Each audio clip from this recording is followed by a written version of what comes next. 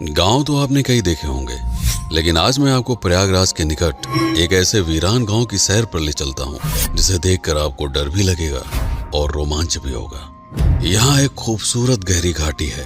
घाटी के एक तरफ ऐसा झरना जिसे देखकर मन करेगा आप यहाँ से कभी जाएं ही ना।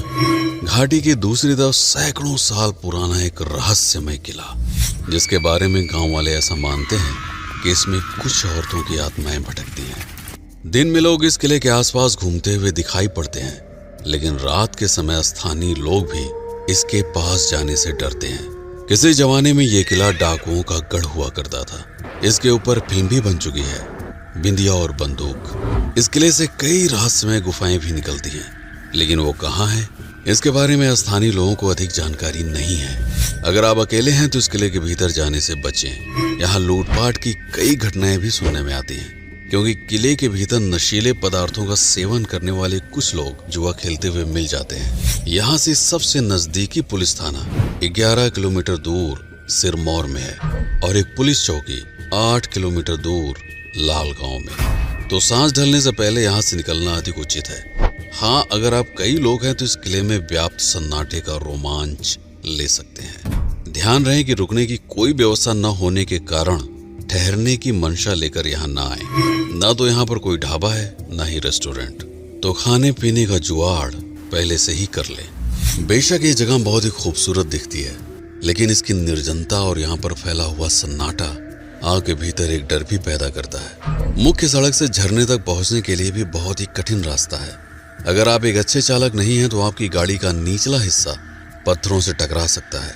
यहाँ तक कि टायर नुकीले पत्थरों से रगड़ खाकर फट सकते हैं। इसका ध्यान रखते हुए आपको बहुत ही सावधानी से वाहन चलाना पड़ता है। प्रयागराज से यहाँ तक आना आसान नहीं है, क्योंकि ना तो आप ट्रेन से यहाँ सीधे पहुंच सकते हैं, ना ही किसी सरकारी बस से। सबसे नजदीकी स्टेशन है रीवा, जो यहाँ से 45 किलोमीटर दूर है। यहाँ आने के लिए आपको अपने ही वाहन का प्रयोग करना पड़ता है। प्रयागराज के नैनी पुल से 45 किलोमीटर दूर मध्य प्रदेश की सीमा प्रारंभ होती है।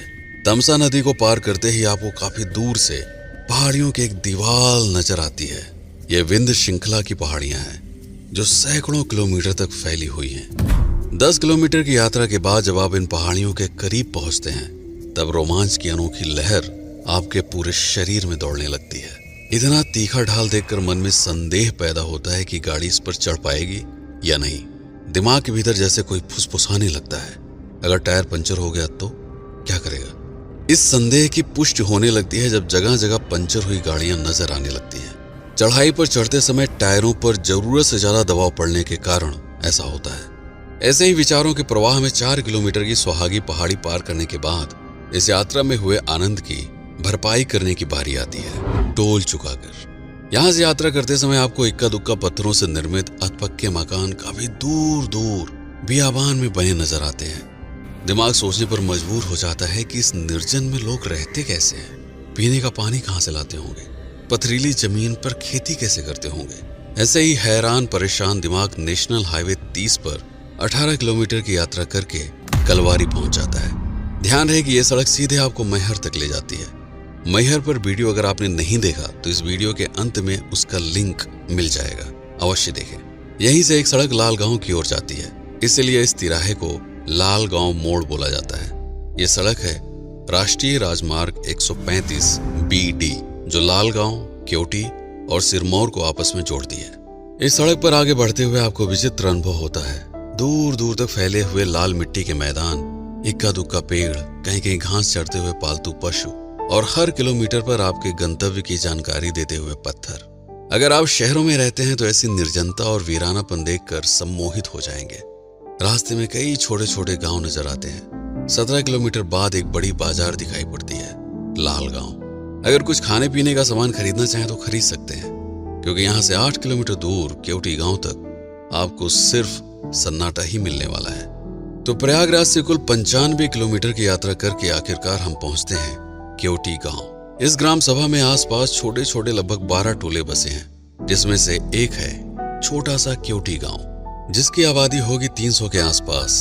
इस गांव में ज्यादातर लोग या तो किसान हैं या फिर पैसा कमाने के लिए दूसरे शहरों में जाकर मेहनत मजदूरी करते हैं। केवटी गांव किसने बसाया? 1495 के आसपास बांधवगढ़ के राजा बघेल वंशी शालिवाहन के पास सिकंदर लोधी ने अपनी एक बेटी से शादी करने का प्रस्ताव भेजा, जिसे ठुकराए जाने पर 1499 में बांधवगढ़ के कई क्षेत्रों में सिकंदर लोधी ने आक्रमण कर दिया और कई गांव और खड़ी फसलों को जला दिया गया। हर संभव कोशिश करने के बाद भी बांधवगढ़ का किला जीतना संभव न हो सका। लेकिन इस युद्ध के बाद राजा शालिवाहन ने विशाल बांधवगढ़ के साम्राज्य के 4 टुकड़े किए और अपने 4 पुत्रों में बांट दिया। बांधवगढ़ का किला मिला सबसे बड़े बेटे वीर सिंह देव को, उत्कल का क्षेत्र मिला उदयकरण को, घुमन का क्षेत्र मिला राजकुमार जनक और अंत में केवटी का क्षेत्र मिला राजकुमार नागमल देव को। सैनिक और ग्रामीणों की मदद से राजा नागमल ने महाना नदी के किनारे केवटी जलप्रपात के ठीक सामने किले का निर्माण कराया और यहीं से केवटी राजघराने का उदय हुआ।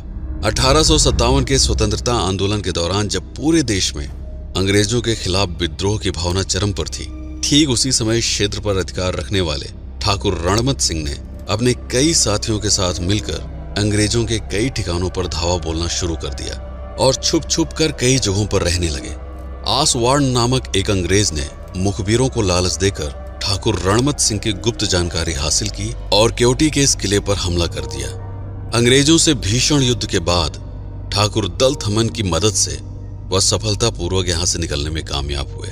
हालांकि बाद में उनको धोखे से पकड़ा गया और 1859 में आगरा की जेल में उन्हें फांसी दे दी गई। उसके बाद से यह किला अंग्रेजी सैनिकों के द्वारा ही इस्तेमाल किया गया। अंग्रेज सैनिक पास के गांव से स्त्रियों को उठाकर ले आते और उनके साथ इसी किले के भीतर दुराचार करते। जो स्त्रियां इसका विरोध करती उनका कत्ल कर दिया जाता। गांव वाले ऐसा मानते हैं कि तब से यह किला अभिशप्त हो गया और रात के समय इस किले से डरावनी आवाजें आती है। और यहाँ भूतिया जगह है पूरा, यहाँ पे आई थी उसको मर्डर कर दिया, इसलिए वो रात में रोती है बच्चा लेकर। धीरे धीरे अंग्रेजी सरकार में उपेक्षा का शिकार होकर जर्जर होती जा रही दीवार और छत को देखते हुए इस किले को अपनी मौत मरने के लिए छोड़ दिया गया। आज इस किले की उम्र 500 साल के आसपास हो चुकी है। पुरातत्व विभाग ने हालांकि इसे अपने संरक्षण में ले लिया है, लेकिन इसकी देखभाल की उपेक्षा आज भी हो रही है। जबकि हर शनिवार और रविवार को इस किले से दिखाई पड़ने वाले केवटी झरने को देखने के लिए दूर दूर से लोग आते हैं। 322 फीट की ऊंचाई के साथ यह भारत का 22वां सबसे ऊंचा जलप्रपात है। ध्यान रहे, यदि आप यहाँ रुकने के उद्देश्य से आ रहे हैं तो बहुत अच्छी सुविधाएं मिलने की आशा मत रखिए। लोग बताते हैं कि यहाँ से 10 किलोमीटर दूर सिरमौर तहसील में मात्र पिरत छाया लाज में आप रुक सकते हैं। हालांकि कोई भी इस बियाबान में रुकने की कोशिश नहीं करता। यहाँ पर आप झरना देखिए, अगर मन करे तो नहाइए, सेल्फी लीजिए, वीडियो बनाइए, मंदिर में दर्शन भी कर लीजिए। कुछ लोगों के साथ मिलकर किले का भी भ्रमण कर सकते हैं, लेकिन सूरज ढलने से पहले यहाँ से निकल जाइए सुरक्षित।